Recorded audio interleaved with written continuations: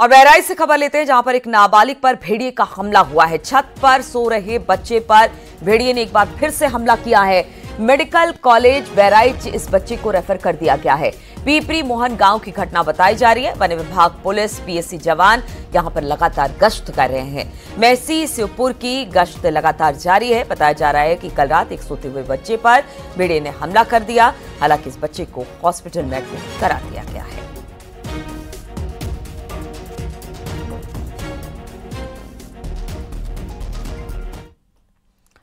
CM Yogi Adityanath कल बहराइच पहुंचे और भेड़ियों के हमले से प्रभावित इलाकों का हवाई निरीक्षण किया।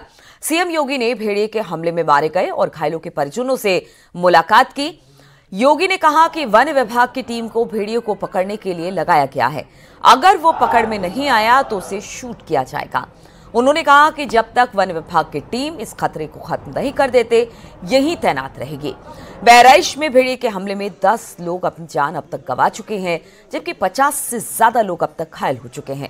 वन विभाग ने अब तक 5 भेड़ियों को पकड़ा है, जबकि एक लंगड़ा भेड़िया अभी भी पकड़ से दूर है।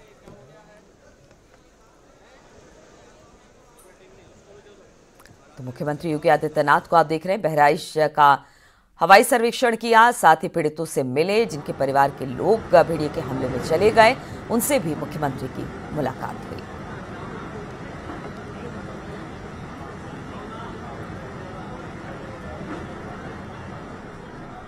तो बहराइच में सीएम योगी ने भेड़िए के हमले से पीड़ित परिवारों से मुलाकात कर उनका दुख दर्द जाना। 3 तस्वीरें हम आपको दिखा रहे हैं। सीएम योगी ने एक छोटी सी बच्ची को गोद में भी लिया। तस्वीरें आप देख सकते हैं इस वक्त। सीएम योगी से मुलाकात के बाद पीड़ित लोग बेहद भावुक नजर आए और पीड़ितों ने सीएम योगी की तारीफ भी की। तो एक तरफ हवाई सर्वेक्षण, लोगों को ढांढस भी बंधाया, बच्चों को दुलार भी किया और साथ ही ये भी कहा कि जब तक भेड़िया, जो अंतिम भेड़िया, छठा भेड़िया, वो पकड़ में नहीं आ जाता है, तब तक वन विभाग की टीम वहां से नहीं हटेगी। यहाँ पर एक के लिए हमारी यहाँ पर 165 की टीम वन विभाग की यहाँ पर है, जो उन्हें हर प्रकार से पहली प्राथमिकता है कि भेड़िए को रेस्क्यू किया जाए। थर्मल ड्रोन भी यहाँ पर 4 लगाए गए हैं और ये प्रयास है कि किसी भी स्थिति में रेस्क्यू हो, लेकिन अगर वह जिस रूप में हिंसक है, जनहानि कहीं करता हुआ दिखाई देता, तो उससे पहले कि जनहानि करे तो उसको शूट करने के भी आदेश दिए गए हैं। लेकिन ये अंतिम विकल्प है, इससे पहले तमाम अन्य विकल्पों पर भी कार्य किया जा रहा है।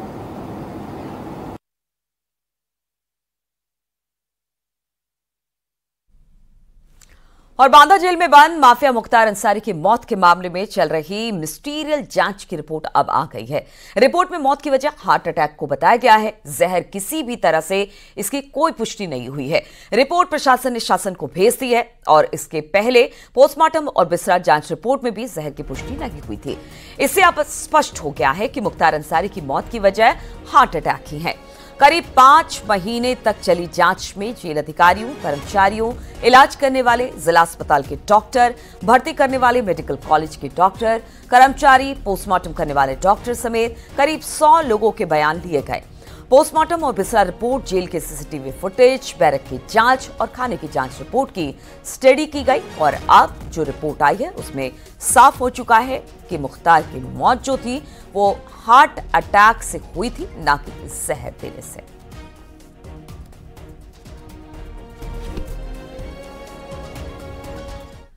प्रयागराज से खबर लेते हैं, जहां पर कोचिंग संचालक से रंगदारी मांगने का एक मामला सामने आया है। 1 करोड़ की रंगदारी मांगी गई है कोचिंग सेंटर से। 2 आरोपी अब इसमें गिरफ्तार किए गए हैं। जॉर्ज टाउन पुलिस और एसओजी ने यह कार्रवाई की है। टैगोर टाउन हाशिमपुर तिराही से इसे गिरफ्तार किया गया है। तो 1 करोड़ की फिरौती मांगी गई थी। अब इस पूरे मामले को जब पुलिस ने जांच पड़ताल की तो 2 लोगों की इसमें गिरफ्तारी हुई है। बताया जा रहा है कि जॉर्ज टाउन पुलिस और एसओजी ने इस कार्रवाई को अंजाम दिया। टैगोर टाउन हाशिमपुर तिराही से इन दोनों को गिरफ्तार किया गया है।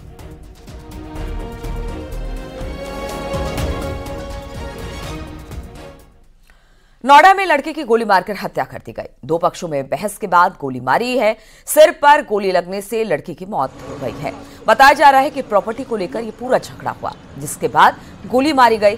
घटना के बाद पुलिस आरोपियों को पकड़ने में जुट गई। सेक्टर 82 स्थित एक प्रॉपर्टी को लेकर दोनों पक्षों का विवाद चल रहा था। सेक्टर 137 मेट्रो स्टेशन के नीचे का ये पूरा मामला बताया जा रहा है।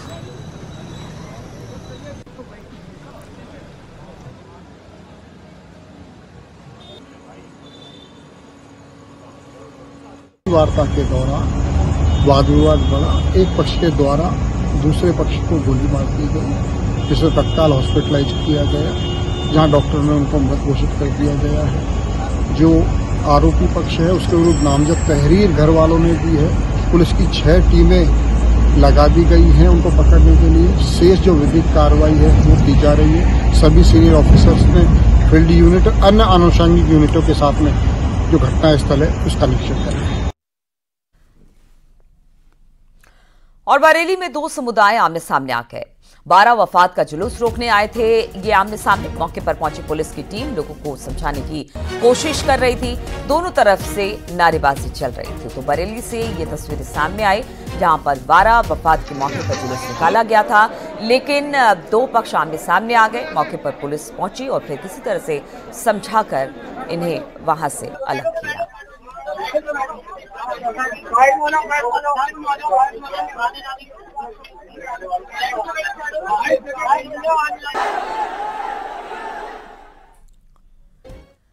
बाराबंकी में धर्म छिपाकर युवती से रेप, फिर निकाह के बाद तलाक देने वाले आरोपी को पुलिस ने अब पकड़ लिया है। आरोपी ने युवती से धर्म छिपाकर प्यार किया, झांसे में लेकर जबरन रेप किया। लड़की ने दबाव बनाया, तब निकाह को राजी हुआ। इसके बाद आरोपी ने महिला को बच्चे के साथ छोड़ा और तलाक दे दिया।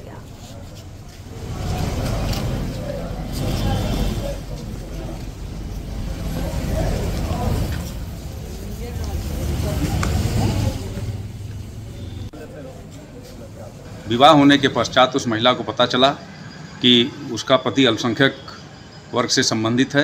इस तथ्य को शादी के पहले उसके द्वारा छिपाया गया था।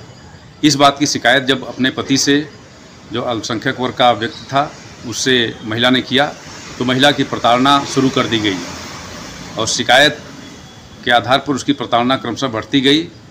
महिला ने बहुत कुछ उसको समझाने की फिर कोशिश किया, एडजस्ट करने की कोशिश किया, लेकिन दिनों दिन प्रताड़ना जब बढ़ती गई तो महिला के द्वारा दुखी होकर, परेशान होकर तहरीर दिया गया, जिसके आधार पर अभियोग पंजीकृत किया गया। प्रयागराज में महिला की गला घोंटकर हत्या कर दी गई। हत्या के आरोपी ने खुद थाने पहुंचकर पुलिस को जानकारी दी। दुपट्टे से गला घोंटकर हत्या की गई। होटल में महिला का शव मिला। पुलिस ने शव को पोस्टमार्टम के लिए भेज दिया है। आरोपी विवेक कुमार से इस वक्त पूछताछ की जा रही है। प्रेम प्रसंग में हत्या का शक जताया जा रहा है। ये पूरा मामला सुराव थाना इलाके का बताया गया है। फोटो खींचो और ग्रुप में डाल दो।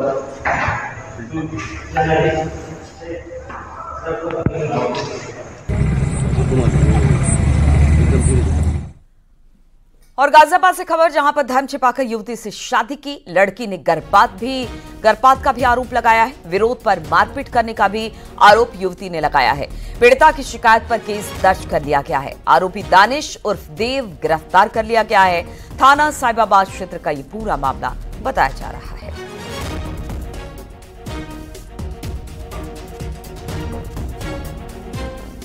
और अमरोहा के गजरालय में एक फैक्ट्री की जहरीली गैस से कई बीघा धान की फसल खराब हो गई। जब किसान खेतों पर पहुंचे तो फसल खराब देखकर उनके होश उड़ गए। किसानों ने फैक्ट्री के खिलाफ नारेबाजी करते हुए प्रदर्शन किया। साथ ही फैक्ट्री प्रबंधन पर कहने के बावजूद भी मनमानी करने का आरोप लगाया। तस्वीरें आप देख रहे हैं, किस तरह से फैक्ट्री के बगल में खेत और फिर किस तरह से ये फसल फैक्ट्री की वजह से खराब हो गई, जिसका किसानों ने विरोध किया है। और ये लगभग 150 बीघे का जंगल बुरी तरह नष्ट हो गया। जुबलैंड वालों को बार बार कहने के बाद भी कोई भी सुनवाई नहीं कर रहे। और यहाँ सब किसान परेशान हैं और यहाँ कोई भी किसी प्रकार की सुनने की तैयार नहीं है कोई भी। यूपी में पर्यटन के आंकड़े जारी किए गए हैं, जिसमें बताया गया है कि 2024 से पहले 6 महीने में उत्तर प्रदेश में विभिन्न पर्यटन स्थलों पर 33 करोड़ पर्यटकों के दौरे अब शुरू हो गए। इनमें से 1 तिहाई पर्यटक अयोध्या नगरी पहुंचे। अयोध्या राम मंदिर में रामलला की प्राण प्रतिष्ठा के बाद रिकॉर्ड तोड़ श्रद्धालुओं ने भगवान के दर्शन किए हैं। अयोध्या ने एक बड़ी तीर्थ नगरी के रूप में अपनी नई पहचान बना ली है। रोजाना लाखों की संख्या में राम भक्त राम मंदिर पहुंच रहे हैं। आंकड़ों के मुताबिक अयोध्या में 2024 के पहले 6 महीने में कम से कम 11 करोड़ श्रद्धालु और पर्यटकों ने रामलला के दर्शन किए।